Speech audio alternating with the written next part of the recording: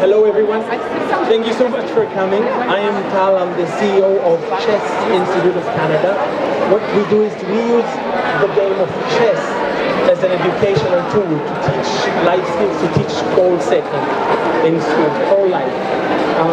You probably heard someone told you this about goals. Maybe you heard this, that tell me if you heard this. Someone told you that if you can, if there's anything that you want, if you only want it hard enough, that you can do anything, that you can be anything, right? Did anyone tell you that? They lied to you. Oh, you can't. You can't do that. Oh, really? They shouldn't have said that. I mean, if I really set my mind to it and I work really hard, I don't think I'll play on the Maple Leafs or be the president of the US. It's probably not happening, and that's good for the Maple Leafs, by the way. It's okay, and for the presidency. It's all happening. You can't do anything or be anything, but you can be the best you. And that is what goal setting is about. Closing the gap between where you are today and where you could or should be. What's the best possible version of you? That's a goal. Not be anything, but be the best you. And for children, for anyone, just that gap, it's amazing. We don't even know what we are capable of, what we can, what we should do. So then we bring this to schools and we use chess and how to achieve our goal. So, yes, so we have a method of how to achieve a goal, and first we have to set a goal for ourselves. Now, what do I want, right? But what is a goal even? Like, what you heard of SMART goals? You've heard this acronym, like SMART. Like, do you remember what it stands for? So in the schools or everywhere, I hear that a lot. Set goals that are SMART. It stands for goals that are specific, right? Measurable, attainable, realistic, and time-bound. So set goals that, 1, 2, 3, like, I'll be a billionaire by this and this date. That's a SMART goal. But there is a big problem with that when we bring it to the school, because we never tell the kids or anyone, it doesn't say what the goal should be really, only how to achieve it. So you need SMART steps, but many people who maybe they do, I will have such and such money by this date, and they achieve their goal, and then they look back and they're not really happy. And maybe it wasn't the goal for them to begin with. The other more dangerous thing about the SMART thing is that we tell kids to set goals that are realistic. Now, who's to say what's realistic for you? I mean, you should know, right? And there is this, someone says, yeah, we can go to the moon, we can this, we can that, and then tell him, no, that's not realistic. No, this wasn't there before. But that's how you dream, that's how you become the best version of yourself, but creating something that wasn't there before you, right? And we make people small by telling them, no, it's not realistic. It's not realistic for me, but I don't know what's your self. So a way to achieve the goal is know what the goal is, and we teach really stupid goals. They're not SMART goals, but that really, you have to have a stupid goal and then have SMART steps for achieving it. Now, it's not really an acronym just to go against the SMART, but it makes lots of sense. And in schools, the teachers go, of course, we need the stupid goal. And the S in stupid, don't stay in that screen. The S in stupid goal stands for make your goal service oriented. So your goal has to be about others. So the universe doesn't really care how good you are about something, but what is it with what you do that can change other people's lives. So make your goal about others first, and then it's going to be so much easier for you to achieve it. And that's yes, the T stands for true to self. The goal has to be about others, but it has to be meaningful to you. Okay? I'll just jump ahead, and there's a lot that we do, but I'll show you the process. The service-oriented, true to who you are. The U stands for unique, and your goal unique. Okay, the P in stupid stands for positive. Phrase your goal in where you're going, not what you're running away from. Or not like stop smoking, but be healthy or something that, and then positive in that you're making a positive difference in the world. Okay? And I is inspiring, make it go inspiring, even it's just inspiring for you. And D is daring. You have to be a little scared for it to be a goal, or then you're just not doing much. So, and then you go on smart steps for achieving that stupid goal. Right? Once you know what the goal is, then okay, I can be specific now. So, but you have to know what you're after. Okay? So set a goal, and then the next step is and now you can change screens on your phone. And then you make a plan for achieving that goal. And something from the game of chess, for example, there is a touch move. Right? So in chess, if you touch a piece, then you have to move that piece that you touched. And we say you can't really control what happens to you, but you can always choose how you respond to whatever happens to you. And if a child wants to make a move, and they reach out, and only then they think, it shouldn't work like that. So you have to take responsibility for your actions. It's not just your hand. You did that, right? But what if we think about our goal and then reach out and do something? So we plan, right? Then children learn that they have a choice and they can plan. As long as the children, anything, like we have a goal and we make a plan for achieving it, and our actions must be in line with that plan to push us forward. Anything we do has to be in line with our values, which, by the way, values should be in line with our actions. I can't say that family is a value for me, but then I come home late and I tell my kids, I don't have time for you, daddy has work, someone has to bring money here, and not be with them and say family is a value. Family is a value if I'm actually with them. So I'll be lying to them. Your actions are what you do, who you are. Okay, set a goal, make a plan, then imagine. You visualize it, you create your reality, your desired reality you created in your mind. And what is chess really if it isn't, you look at the pieces, right, and you think, where am I going with that, but you're not allowed to touch the pieces. So you create a reality in your mind. Now imagine that chess player, they're practicing creating a reality that is not there over and over. They're creating the desired reality. All they have to do is transfer that skill that they've been practicing over and over to whatever they want to achieve or be in life. Well, I already know how to create it in my mind. Now I have to just transfer that skill, and that's what we show. You visualize it. Okay? And yet there's an acronym on the way over there too. I mean, like acronyms only if they make sense.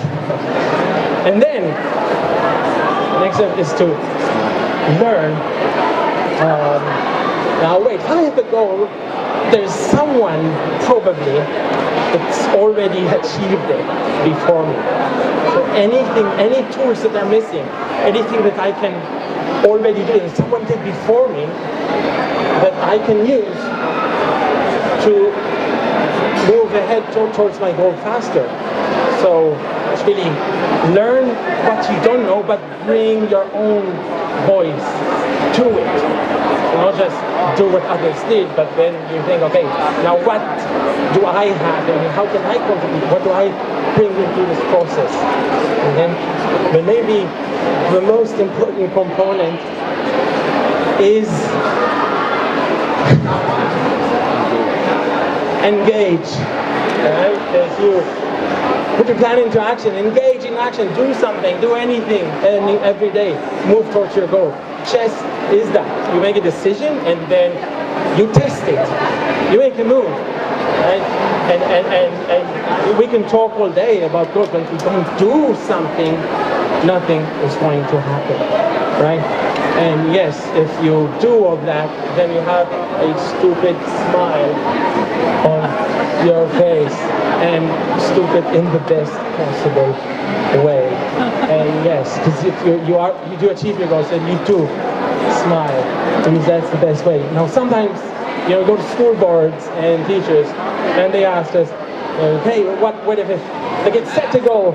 Because in our programs, by the way, they become really strong chess players, but they work on their own goals in school and life that have nothing to do with chess. And they pursue these goals that they choose for themselves. And they say, okay, what if they set a goal? And then they don't achieve it. And then they're disappointed. And we say, well, that's great. And we get to look back and just think, was that the right goal for them? Did they work hard enough? What happened? Right? The understanding. So if someone loses, sometimes they loses the game of chess. Sometimes the teacher says, yeah, don't worry about it. You know, it's okay. It's just a game. But don't worry about it. It conveys that there's something wrong here. No. Embrace. You lost. Whoa. You don't say there's winning or learning. It's not just the same. You really learn from that losing. The understanding that any progress has some element of struggle, of hardship in it. That's how you move ahead. You have to lose. You have to fall down, and then what happened? Get up, move. If you're not losing, if there's no hardships, you're just not doing much. You're not doing. So they lost. Wow. You're growing here. That's the essence of it, right? And is this just have more time? Yeah, I'm good. Okay. It's really in a nutshell, really. And there's a lot that we're saying. But imagine when we go to a school, they do become great chess players, but the lessons are not how the knight moves or this chess strategy, but the lesson is creativity. The lesson is called courage. When we work in mental institutes for teens, for example, we have a lesson about courage, and they think that if you're courageous, courage means you're not afraid and you do this and that. And for some of them, it's the first time that they hear that courage is not the absence of fear, but you're so scared, but you just move anyways. You embrace the fear and you move ahead. That's what that's courage for us. And chess has that. Without even noticing, you elevate all these life skills and character. And it's, okay, one last nugget. Really, the essence of goal setting. How when you achieve your goal, and sometimes they say, wait, goal setting is yourself, it's about you, and you're thinking, okay, what do I want? No. Soon enough, I think it was Zig Ziglar who said that the way to achieve your goals is by helping enough other people achieve theirs. You learn that you can achieve anything you want in life if you only think, what do others need? How does what I have help others? We can change the world like that. So thank you. If you have any questions, I'd love to say I am. And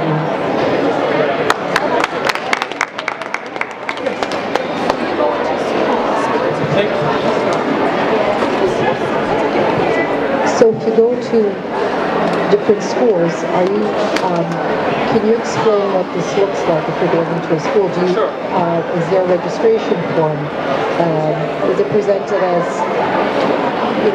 kids that want to play? Is it a chess club? Are you teaching kids how to play chess? How does it work? For Sure. Chess Institute, we're Canada's only chess-focused charity. And yes, we do clubs that are lunch and after-school programs, but the curriculum program, it's an annual program for the whole, it's a mandatory lesson for the whole grade level. So an instructor comes, or a group leader, a CIC Chess Institute group leader comes to the school, and they have a weekly lesson. So it's 30 weeks over the entire year, where they teach 30 weeks. So it's an annual program. Some schools that started late, or anything that will be 10, 20, but ideally to build on life skills that they learn and implement them and go through the goals that they choose. It's grade 3 or grade 4, and they have a weekly lesson in their schedule, right? They can have math, English, goal setting, and then it's just a weekly lesson, and they build on it from week to week. And by of course. And are you teaching them how to play? Of course, yes. But it's so much fun. They become not only teaching them how to play, they become strong chess players. Do you do it for adults too? We should. We can start. We have workshops for adults that are focused on the life skills and less. We don't need the chess tool for that. So it's how to achieve your goals, how to achieve anything really that you set your mind to that comes from within you, yes. But in the schools, chess is the tool. And in fact, it's funny because they become really strong chess players, really good at chess, but it's about character building. Imagine a week that they have with the goal setting, because it's about community. Imagine there's 1 week, okay, the chess, okay, it's about cooperation. How do my pieces work together as a group? Imagine a week where we say, okay, this week we work on helping others. What's your goal and your goal and your goal? Oh my God. Now what can I help you? How can I help you achieve your goal? So the kids have more friends or be better in math or this and that, whatever they choose, the few areas, yes. And then we say, okay, what can I do for you? And it's amazing. Or, okay, I'll give you a quick nugget. How we tied in with chess. You play chess? Yeah. One of the first lessons, can I go on? That's okay? 1 minute? Okay. So 1 minute of introductions and then 2 minutes for elaborating on the 1 minute? No? Okay. 1 minute. Right? Quick chess example from the actual curriculum. When we teach how the pieces move, we have the chess piece that's the knight, right? And who knows how to play chess? Okay. How does the knight move in chess, right? 2. And 2, and then 1, it can jump over, right? It's kind of complicated for those who do. And by the way, we tie it in because it's a mandatory lesson. Some already know, some don't, but we make it in such a way that that's all it works. So with the chess pieces on the chessboard, the queen, the king, they move on ranks and files and diagonals, and some squares more. They can travel on the chessboard. All of them pretty much the same, that way. And it's easy to understand how the pieces move. And then there's the knight. And the knight is a typical teenager. So the knight comes in, they look at the board, and like, okay, the pieces can move ranks, files, and diagonals. They're my way. I move like this. No one telling me how I move that, right? I'm gonna be like an L shape, and all the pieces move and they can stop. But at night, he's jumping over things. But that lesson, it's about embracing who's different. And so we say, okay, the knight. You got let me finish this point. Hold on. Yeah. The knight. So almost. The knight, so you say, hey, the knight, the things only the knight can do, like jump over other pieces. But then the knight is very limited at its scope. You can't all the way across. It's 2 and then 1. And then the group leader is asking, it's showing, he's saying there are things that we're really good at, like the knight, the things we want to improve on. We never say we're bad. So we're good at what we want to improve on. So So I say, when I teach that lesson, I say, like, for me, I'm good at basketball, for example, but you don't want to hear me sing, maybe. So, and when we go around, and the kids share like things they're really strong at, just like the night, but things they want to improve on. And what they hear is, wait, stuff that I'm very strong at. There's the other people's weakness, right? And what I'm not so strong at, others, and they see, right? That's okay to be different. I think it's good, I want improvement, obviously everyone's okay, and we all have our own unique, special voice, and it's okay to be different. So you want, the night is a part of the group, you can be like everyone, but you bring yourself to it. And then they also learn how the chess is smooth. You see, so yeah, we learn chess, and we become really good at chess, but we embrace all of that other, hope it makes sense. Okay? So if you have any questions, and we're Chess Institute, we have a booth over there. I don't know if you met the president of Chess Institute, Mr. Ted Winnick, but I see him, oh, he left, okay. So we'd love to speak with you. If you have any questions, goal setting, chess, anything, I'm Tal. It's been a pleasure. Thank you so much.